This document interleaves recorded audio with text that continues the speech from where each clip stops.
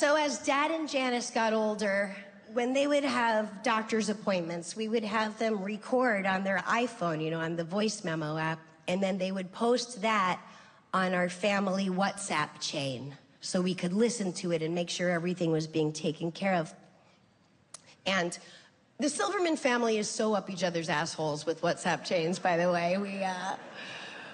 We've got like Silverman United, like everyone WhatsApp chain, and then there's 4 sisters, so then we have the sisters chain with us, and then like all the sisters minus 1 and all the different combinations.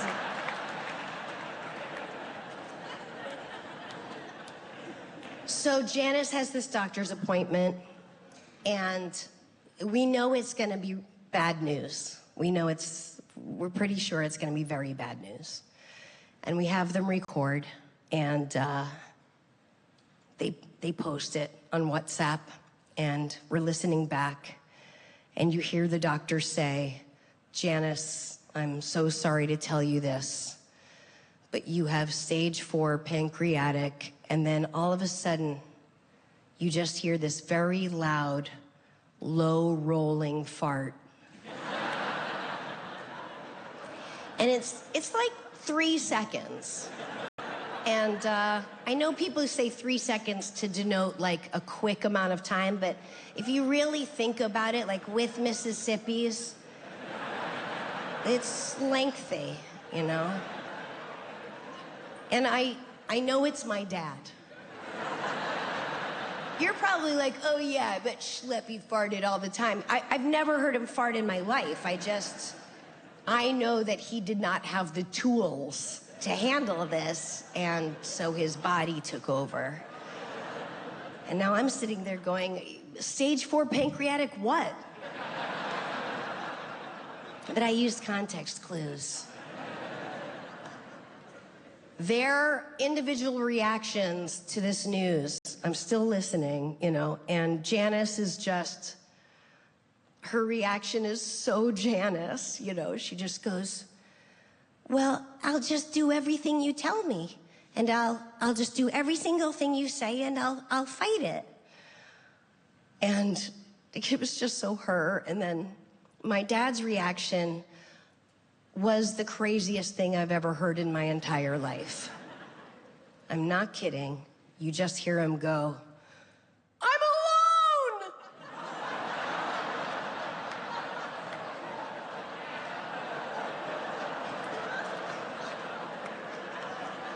Then he goes, "I'm a widow!"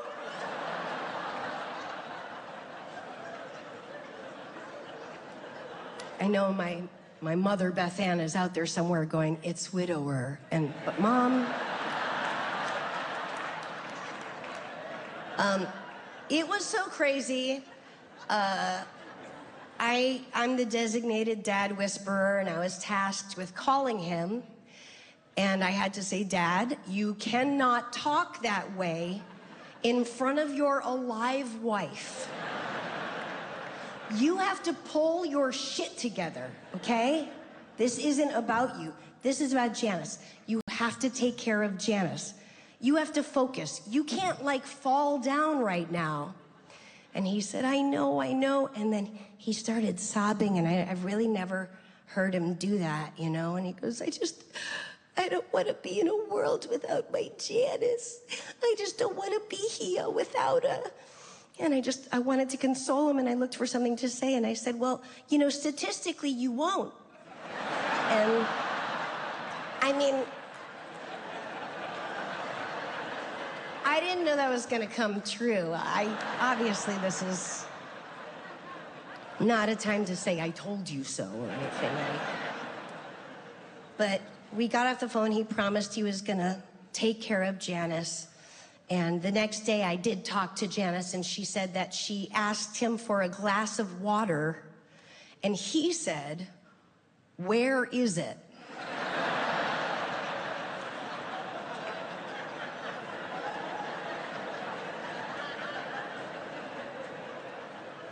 Where is water? It's in your elbows, Dad.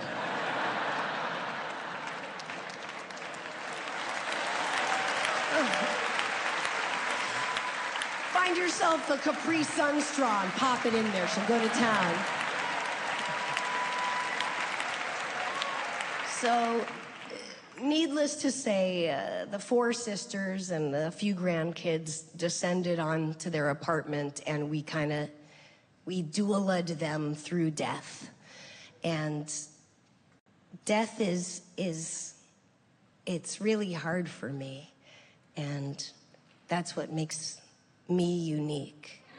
And, I know it's not, but it is. It's hard for me. It's very hard for me to even like kill a small bug, and almost impossible to make it look like a suicide. So little. We had flies in the house, a lot of flies, and I don't want to kill anything. And I opened the door and was just kind of like air traffic controlling them, like, go, shh. But in their defense, I realized they are house flies. They were in their natural habitat, so I let it go. But then there were too many flies up in our bedroom, and it was too much. And I didn't like it. I didn't like it at all. And Rory was like, I can say it if I say it fancy. Rory was like, you want me to get rid of them? And I said, what do you mean get rid of them? He said, do you want them gone? I said, okay. And I went outside the room and I shut the door, but I stayed and I listened. And all of a sudden I heard like, smash, smack, bam! And I was like, ah! And then he must have heard me go, ah! And then he got quiet. And then I heard him open the window. And then he goes, bye, guys! Fly safe! I know. And I know he did that for me, I mean, I know he murdered them, but he lied for me, I think the reason why I have such an affinity for flies, oh my God, we're still talking about flies? Yes. I do have about 4 more minutes on flies. But like 1 million years ago, I learned this fun fact that flies, they only live for 24 hours. Like that's their whole lifespan. And I don't know, there's something about that that's so beautiful and heartbreaking and poetic, like a whole lifetime in a day. And I don't know, I just think it's so... this is when I actually first learned this. I was a writer, feature performer on Saturday Night Live.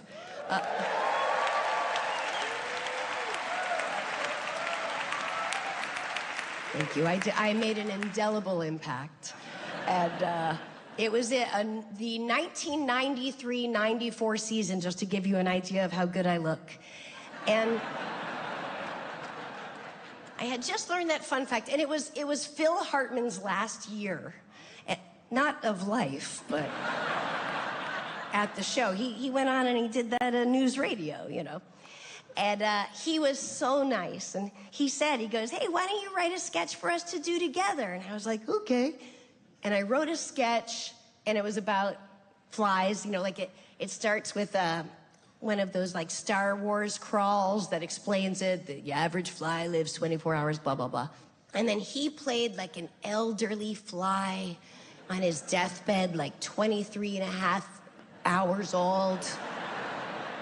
And I'm like a young fly just sprouted wings, and he's telling me the ways of the world, like, I remember noon, or whatever.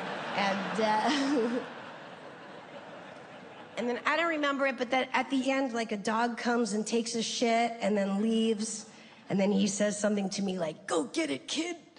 And you're not gonna believe this, it didn't make the air. But, I think flies are just so cute, and I don't understand why we kill them. I mean, we love animals when they're small, and then they get too small, and you're like, kill them. You're monsters. They're so little, you know what? They're like their little wings and their giant eyes, and they've got like their hands going like they're hatching a plan, you know? Like I was brushing my teeth, and there he was, a little baby fly just sprouted wings. And I was like, welcome to the world, buddy. You're gonna have such an adventure.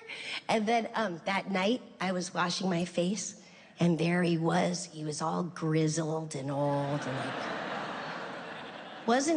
he wasn't flying anymore. He would just take like a stilted half step now and then.